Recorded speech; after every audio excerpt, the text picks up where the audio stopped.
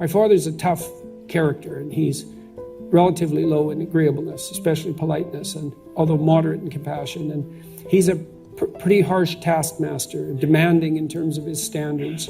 And so he was difficult to please. And that's both a blessing and a curse, because the curse is that he's not pleased, but the blessing is that he thinks you can do better. And so, it's really hard to say when someone's on your side, it's not obvious exactly what that means. It's like, well, are they on the side of who you are, or are they on the side of who you could be? And a lot of what is necessary, paternal encouragement, I would say, speaking somewhat stereotypically, is being on the side of who you could be. And I thought this through quite carefully as a clinician, because one of the clinical psychologists who had a major impact, I would say, on me intellectually and practically was Carl Rogers. And Rogers preached, let's say, this doctrine of unconditional positive regard. And he's been criticized for that, because if you actually listen to Rogers, even in his interactions with clients, it was pretty obvious that his positive regard wasn't unconditional. And the problem with unconditional positive regard is, well, you're actually not okay the way you are. And who thinks they are? All of us are perfectly, if we have any sense, cognizant of our imperfections. We also hope we're not all we could be, because, especially if you're suffering miserably because of your ignorance and your willful blindness and your malevolence, you think, God, I hope there's more to me than this. And you really do hope that. And then to have someone who's on the side of the part of you that could yet be better, that's really something. And I told my clients all the time when they came in for therapy, when I made such things explicit, that, we were in a partnership to bolster the part of them that was aiming up, that was aiming at the good. And it was useful for people to partition themselves to some degree into that part that was aiming up and that could be trusted and relied upon as an aid to further growth, and that part that was, bitter and resentful and angry and sometimes homicidal and sometimes worse than homicidal, and that was clearly aiming down in every possible way. And I wanted to be on the side of the better angels of our nature, let's say. And I would say my father was definitely that. And so that was painful in some ways, because it was difficult to please him. And he applied the same standards to himself and paid a certain cost for that. But I did know fundamentally that he had my back. And I mean really fundamentally. And I knew that was not all that common, because many of my friends growing up, especially the group of friends I had before almost all of them dropped out of school, so that would have been junior high, they had very contentious relationships with their father that weren't predicated fundamentally on something like a mutual respect. And that was very hard on them, and I suspect also very hard on their fathers. And my father, when my friends used to come over, he cast a dim light on the bunch of juvenile delinquents that I hung around with in junior high, and perhaps for good reason. But they respected him, and they also knew that he was on my side. And so my father gave me an abiding, and then the other thing I should say about him is he spent a tremendous amount of time with me when I was very young, say before I was 5 or 6. He taught me to read. He did that every night for months, and I remember that very vividly, and instilled in me a love of books and a fluency in reading. He believed that I could do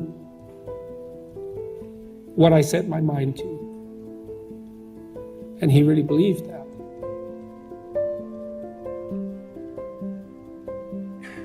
University is one of those patriarchal institutions that gives with one hand and takes away with another, right? So when you come here, there's thousands of you, there's tens of thousands of you. So in some sense, as an individual, you're rather faceless. And you're also, in some sense, at the bottom of the power hierarchy in the university. I think more than you should be, but whatever, you are at the bottom of it. And so there's a crushing institutional weight that comes along with being part of such a big university in particular, That's really hard on students in their first year. It's always seemed to me that it's better for first-year students to go to a smaller place where the institutional weight is not so heavy.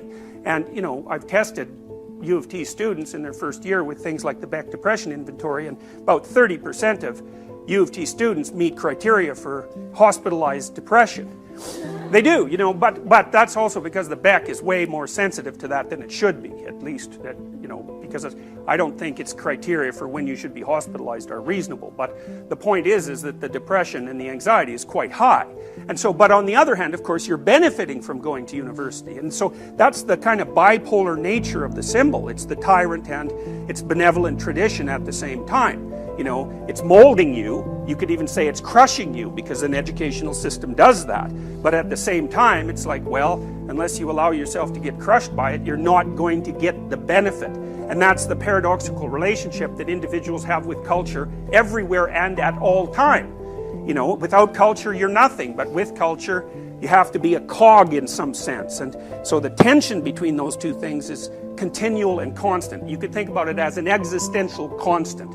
Ever since there's been complex human societies, and maybe even when there were only tribal human societies, that's been a problem for the individual. So culture, tradition, the dominance hierarchy is a solution and a problem.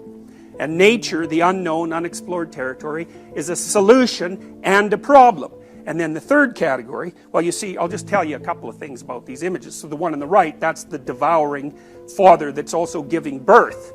So in some sense, your personalities are being devoured by the university, but at the same time, a new personality is coming, you know, emerging as a consequence of that, and hopefully it's a better personality than the previous one. If you can tolerate the tension of being transformed, the heat and the pressure, then hopefully you come out, you know, though it's worth it. The process is worth it. Okay. Now, you know, you see on the right at the top, you see a picture of an old man kissing Joseph Stalin, which is quite a weird thing to do, given that Joseph Stalin was probably responsible for the deaths of, you know, some number of people, in excess of 10 million, perhaps in excess of 30 million. People argue about this all the time. He certainly starved 6 million Ukrainians to death in the 1930s, which is something that, you know, for some reason you don't hear much about in your education. But, you know, 6 million Ukrainians, probably worth noticing a little bit.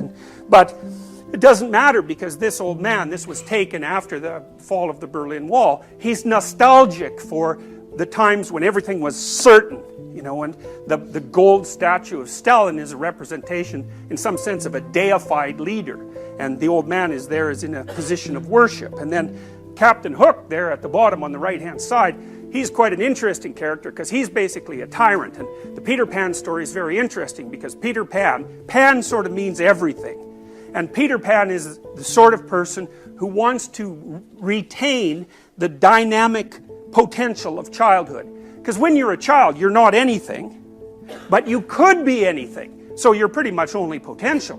And then you might say, well, why should you sacrifice that potential to become something actual? Because in some sense, it's actually a limiting process. So for example, and I mean this in the most concrete possible way, you have more neural connections when you're born than you do at any other time in your life. And most of those die by the time you're 2. So you go through this tremendous pruning process from when you're born till 2. So it's like you're dying into your childhood personality. And then again, the same thing happens at the end of adolescence between, say, 16 and 20, which is also the peak time for risk for the emergence of schizophrenia. And some people think that's the pruning process gone wrong. But, you know, as an adolescent, you also shed childhood potential to become the limited but specialized and potentially useful thing that you will become. And so you might say, well, is it worth it? Is it worth shedding that potential? And Peter Pan's answer to that is, well, no. He wants to remain in Neverland as a magical boy forever. And he's king of the lost boys, which I would say is that's not much of a dominance hierarchy, right? It's like you're the king of the losers, so to speak, people who can't get their act together and mature. You notice in Peter Pan that Peter Pan doesn't grow up. He doesn't establish a relationship with Wendy, who's actually real. He has to settle for Tinkerbell, who, you know, is a fairy, and they don't exist. And so she's really, in some sense, a figure of his imagination, because he won't mature. He can't have an actual relationship with a genuine person. So he has to satisfy himself with, well, it's something like a pornographic fantasy, actually. So seriously, it is like that. I mean, it's toned down a lot in the movie version, obviously, but still, that's what's underlying it. Now, you might say, well, why doesn't Peter Pan want to grow up? And the answer is, the only figure of authority that's around for him is Captain Hook. And he doesn't like Captain Hook, and that's because Captain Hook is a tyrant, he's brutal, you know, and he's also a coward because he's lost a hand already to a crocodile with a clock in its stomach. That's chaos and time. You know, that's the dragon that lives underneath everything. It's like the basilisk in Harry Potter. And that damn crocodile's already got a piece of him, which is exactly the case. Like that crocodile's got a piece of me. You know, I'm older than 50, and so time has already got its grip on me. And you know, part of the problem of being adult is that you also have to take the fact that you're finite and limited into account. And if you're terrified by that, which people tend to be, then it can easily turn you into a tyrant. Because you're afraid of everything or disgusted by everything, and you have to ramp up the amount you control it. And so Peter Pan looks at Captain Hook and he thinks, there's no damn way that's what I want to end up as. So he's got a bad role model. You know, so Captain Hook and Stalin and this sort of devouring monster are good representations of the negative or tyrannical element of the Great Father. So that's the tyrannical element of the dominance hierarchy.